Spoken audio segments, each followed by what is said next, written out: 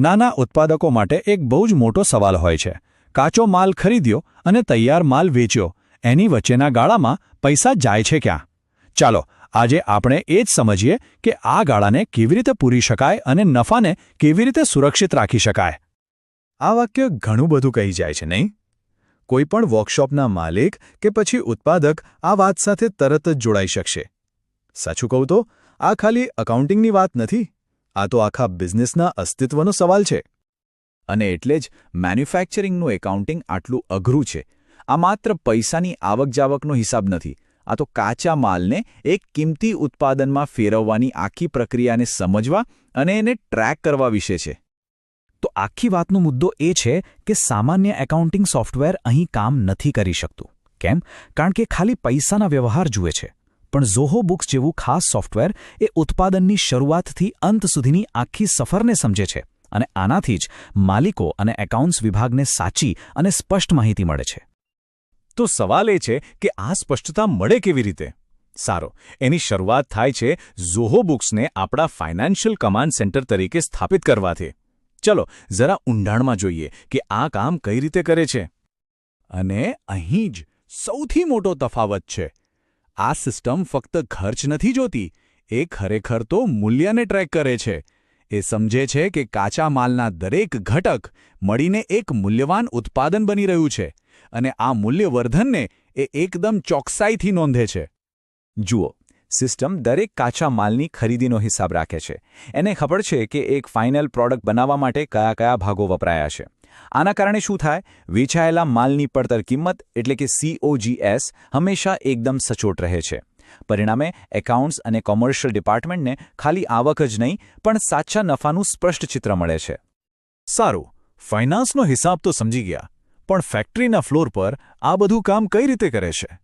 એની ચાવી એક બહુ જ મહત્વના સાથીમાં છુપાયેલી છે, જે આ બંડલિંગનું જાદુ શક્ય બનાવે છે. અહીં એક વાત ખાસ સમજવા જેવી છે.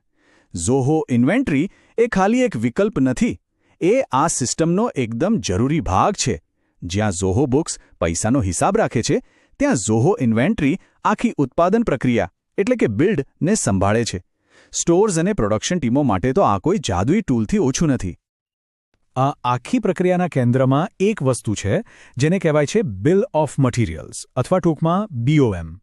હવે સાવ સાદા શબ્દોમાં કહીએ તો એ આપણું ઉત્પાદન બનાવવા માટે જરૂરી દરેક વસ્તુની એક પાક્કી યાદી છે. બોમ્બને સમજવાનો સૌથી સહેલો રસ્તો કયો છે ખબર છે? બસ એને આપણા ઉત્પાદનની રેસીપી તરીકે વિચારો. જેમ કોઈ સારી વાનગી બનાવવા માટે ચોક્કસ સામગ્રી અને એનું માપ જોઈએ, બસ એ જ રીતે કોઈ ઉત્પાદન માટે BOM હોય છે. કેટલું સરળ! ચાલો આ પ્રક્રિયાને એક પછી એક સ્ટેપમાં જોઈએ. જ્યારે આપણે સિસ્ટમમાં જણાવીએ કે એક ઉત્પાદન બની ગયું છે, ત્યારે શું થાય? એ તરત જ આપણી રેસીપી પ્રમાણે કાચો માલ સ્ટોકમાંથી ઓછો કરી દે છે અને તૈયાર માલનો સ્ટોક વધારી દે છે. બધું જ આપોઆપ. સ્ટોર્સ વિભાગ માટે મેન્યુઅલ ગણતરીની ઝંઝટ જ પૂરી. અને આ એક નાનકડી પણ શક્તિશાળી ઓટોમેશનની પ્રક્રિયા છે ને, એ અચોક્કસ અંદાજો અને અનુમાનના આખા યુગનો અંત લાવી દે છે. અને એને પાઈના હિસાબ સાથે એકદમ સચોટ રિયલ ટાઈમ પડતર કિંમતમાં ફેરવી દે છે. આનો સીધો અર્થ એ થયો કે આપણા નફાના રિપોર્ટ્સ હવે કોઈ અનુમાન નથી પણ 100% વાસ્તવિક છે. હવે મેનેજમેન્ટ એવા ડેટા પર ભરોસો કરી શકે છે જેના આધારે સાચા નિર્ણયો લઈ શકાય. પણ મનમાં સવાલ થાય કે જો આપણી ઉત્પાદન પ્રક્રિયા થોડી અલગ હોય તો? અહીં જ આ સિસ્ટમની ખરી તાકાત દેખાય છે. આપણે આપણી જરૂરિયાત મુજબ એક સંપૂર્ણ ટેક સ્ટેક બનાવી શકીએ છીએ. ચાલો જોઈએ કેવી રીતે. તો આ છે આખું ઇકોસિસ્ટમ. ઝોહો બુક્સ નાણાકીય બાબતોનું ધ્યાન રાખે છે. ઝોહો ઇન્વેન્ટરી ઉત્પાદન અને સ્ટોકને સંભાળે છે. ઝોહો ક્રિએટર આપણને ફેક્ટરીની ખાસ જરૂરિયાતો મુજબ કસ્ટમ એપ્સ બનાવવાની સુવિધા આપે છે. અને છેલ્લે ઝોહો એનાલિટિક્સ જે બગાડ અને ઉત્પાદકતા જેવા મહત્વપૂર્ણ ડેટાનું વિશ્લેષણ કરવામાં મદદ કરે છે. જરા કલ્પના કરો, ફેક્ટરી ફ્લોર પર કામ કરનાર વ્યક્તિ એક ટેબ્લેટ પર જોબ શીટ ભરે છે અને એ જ સેકન્ડે એ ડેટા સીધો એકાઉન્ટ્સ વિભાગને મળી જાય છે. ઝોહો ક્રિએટર આને હકીકત બનાવે છે. આનાથી પ્રક્રિયાઓ સરળ બને છે અને ભૂલોની શક્યતા ઘટી જાય છે. તો આ બધી ટેકનોલોજી આપણને લઈ ક્યાં જાય છે? સીધો જવાબ છે, એ આપણને અનુમાનના અંધારામાંથી વિકાસના ઉજાસ તરફ લઈ જાય છે. ચાલો જોઈએ કે આ અંતિમ ફાયદો કેવો દેખાય છે. પરિણામને જો એક જ શબ્દમાં કહેવું હોય તો એ છે વિઝિબિલિટી. એટલે કે આપણી આખી ઉત્પાદન અને વેચાણ પ્રક્રિયા પર સંપૂર્ણ નિયંત્રણ અને એકદમ સ્પષ્ટ દૃષ્ટિ. હવે અંધારામાં તીર મારવાની કોઈ જરૂર નથી.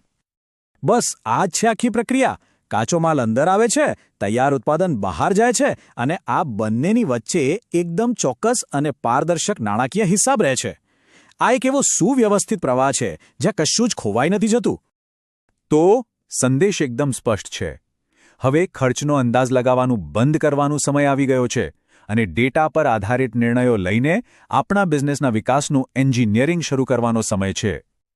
આ સમગ્ર ચર્ચાના અંતે હું એક પ્રશ્ન મૂકીને જઈશ. આપણા બિઝનેસમાં એવી કઈ એક પ્રક્રિયા છે જેને જો ઓટોમેટ કરી દઈએ તો સૌથી મોટો બદલાવ આવી શકે છે?